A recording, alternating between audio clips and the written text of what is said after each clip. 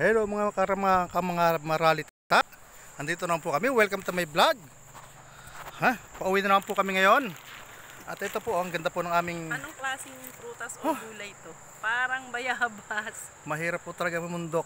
Ito, sari-saring makikita mo sa bundok. Ito po, bayabas yata, napakalaki nito. Yan. Ito po, maglalakad po kami sa napakahabang lakarin. Ayan o, ilog. Tapos sa kabila, gano'n namin tinukan. Ayan o, maglalakad na po kami. Tara po, samahan niyo po ako maglakad.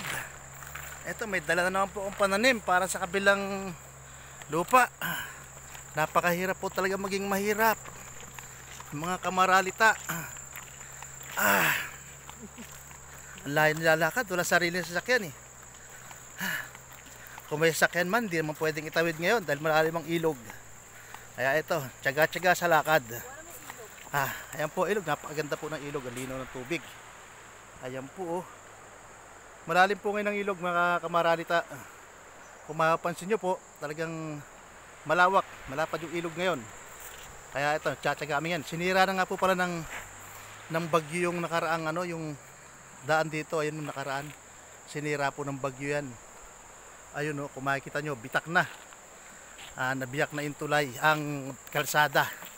Kaya ito, umpisa na naman po kami ng lakad. Ang hirap maging mahirap mga kamaralita. Kung ako lang naging anak mayaman, papasok ko sana natin pick up ko. Kaso pangarap na lang. Yan nyo, bukas makalaw bibili na ako ng gulong. Gulong na bibilin ko, mag-assemble na lang ako ng 4 wheels. Total meron na ako 3 gulong eh. Isa na lang ang kulang. Kasi may tricycle na. Pag may isang gulong pa, di 4 wheels na yon. Pwede na yon. Pagtyagaan na lang hanggat wala. Ito, ganda po ng view rito mga kamaralita. Kung makikita nyo po. Ayan po oh. Yan. Ang ganda po ng view dyan. Mamaya po, tatawid tayo sa ilog.